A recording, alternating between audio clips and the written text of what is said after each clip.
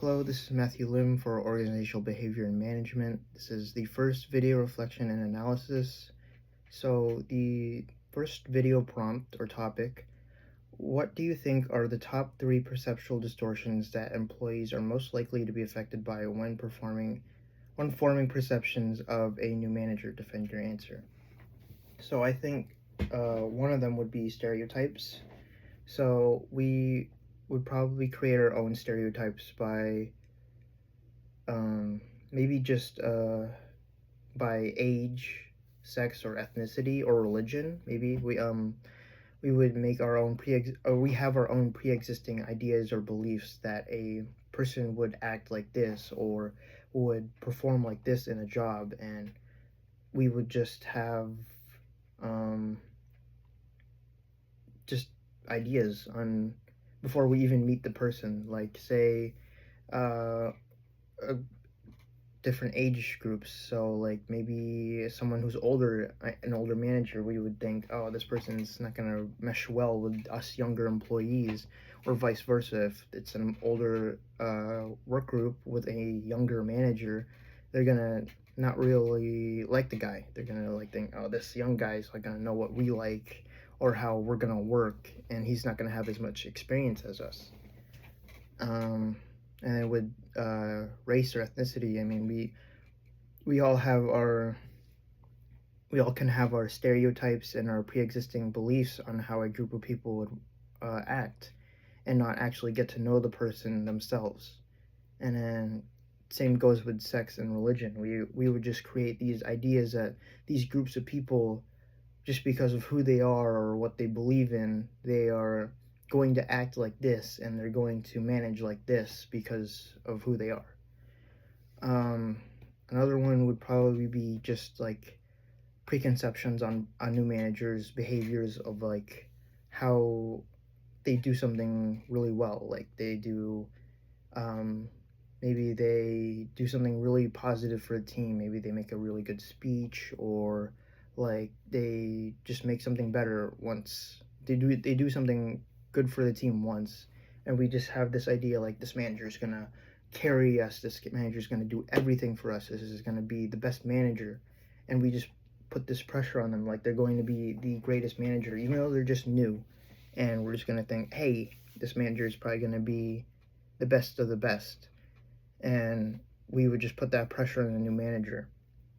And then the opposite effect, maybe the new manager is someone the team has worked with before. Maybe they weren't as good as an employee to everyone. Maybe they were micromanaging everyone. Maybe they were um, just not a good team member. Maybe they weren't communicative, or they weren't very innovative.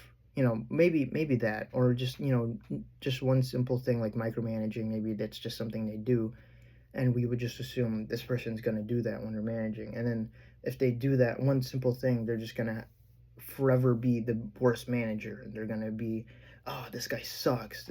I have to work with this guy today. Like, and then because he keeps micromanaging us because he did the one thing, and we're just gonna assume they're just gonna do that all the time. But yeah, we just make these preconceptions on managers. Also, another thing with the first one, I would also say stereotyping on like looks. Maybe a manager who's well organized, maybe they're gonna assume that, oh, this person is going to be a good manager because they're dressed nicely. Or maybe the manager is a little sloppy with how they dress, and they're just gonna assume this person's not gonna do well at their job, and they're gonna be um, less likely to lead a team. For the second topic, describe what you could do in a difficult work situation to protect yourself from falling prey to fundamental attribution error. So, what I would do first would be reflecting on myself. Maybe the mistake happened to me before, and I have to put my own experiences and put myself in their shoes. Yeah, and letting myself reflect, I could probably be more gracious and more um, attentive to the situation.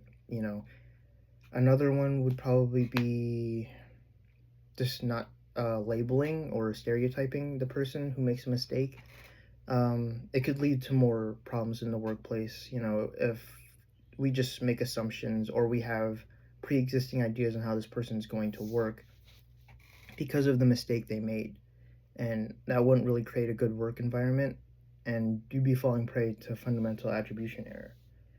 And another one would probably be asking a supervisor or someone with more experience in the environment. Maybe they've dealt with the mistake before, and they can probably let you know how to deal with it better to not have negative effects on the work or on yourself and the person who made the mistake, or yourself who made the mistake. And it would just be better for everyone if a manager was involved or a supervisor. And I think that would be it. Number 3, praise can be a type of positive reinforcement used by managers. List at least 3 additional positive reinforcements that are used in the workplace of the environment, or the reinforcements you list. What do you think would be most likely motivating and why? So, 3 additional positive reinforcements I would think would be PTO, paid time off, because people would need time off from work to reset, rebalance themselves, and to basically just get a breath of fresh air to themselves. Sometimes they could feel like they're chained to a desk all day or just chained to their job, and they need to get away for a while and reset. I mean, we all need that, we like just a small break for a week, just to take our minds off of work. Another one would be a pay raise, reinforcing good work with more pay would be a good idea, because if a person's just working day in, day out for the same pay, they wouldn't really feel like they're accomplishing much, and they need to have a pay raise to feel like they're doing something. And then another one would probably be maybe like a move up in position or responsibility in the work. Sometimes people may need to have more responsibility in their lives to feel more important and to have more positive reinforcement on themselves. People would need to, if they move up, they would feel like, I have more responsibility, I can work more, probably prove myself more to the company, and work well, and probably having more responsibilities, maybe they could probably have more creative feel into their job and speak out more in their position. But of the 3, I think the most personally motivating would probably be pay raise, maybe, because a person who, we're working for ourselves or for our families, and a pay raise could be beneficial to everyone. If we're going to our job and just getting the same pay, maybe, you never know what could happen. So having more money in our lives could be helpful for the employee themselves, and they could have just more money just to have. You join for the 4th topic, you join a company where managers regularly reprimand their direct reports in front of others. Play favorites and encourage coworkers to report one another for making small mistakes. Based on Bandura's social cognitive theory, what sort of company culture is likely to spring from these practices? What would a new employee seek to get ahead at such a company, and to what extent would efforts succeed in this culture directly benefit the company shareholders? So, a company or a work environment like this would probably create a more toxic work environment, maybe more self-preserving and more just psychologically worse feeling for all the employees. So if employers are playing favorites, people might backstab each other, or steal others' work and credibility from each other and just say it's their own, and they're gonna want to have more praise and more favoritism from their employer. The reprimanding in front of others could create a more psychologically negative effect in the workplace. Maybe employees might do less in their work, or maybe just be more scared to be more creative, or just to make mistakes, simple mistakes, and maybe they'll get burnt out and feel like more pressure on them to be more perfect, and they would burn out way more easily compared to a maybe a better positive work environment.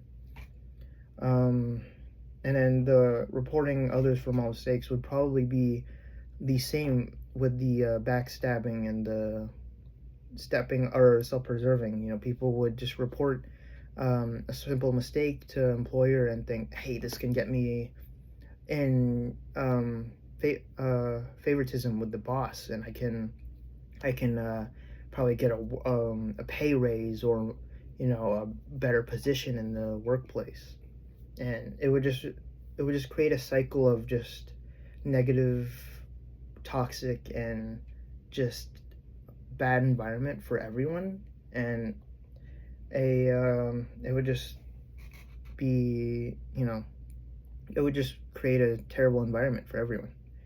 So how would a new employee seek to get ahead at such a company? Well, they would probably just mimic, because Bandura's social cognitive theory is about modeling and imitating. So, a new employee is going to absorb whatever they see in their fellow employees, and they're going to see, oh, I can do this to get ahead, or I can do less to stay in the job, or to get ahead in the job. New employees should bring more mindsets and more innovation to a company. But if it's a toxic work environment that just reprimands direct reports in everybody, bad reports in front of everybody, or small mistakes in front of everybody, they're going to work less, and they're going to do less for the company, and they're not going to do anything creative to get ahead. They're just going to do their simple 9 to 5 and just work and do nothing for the company.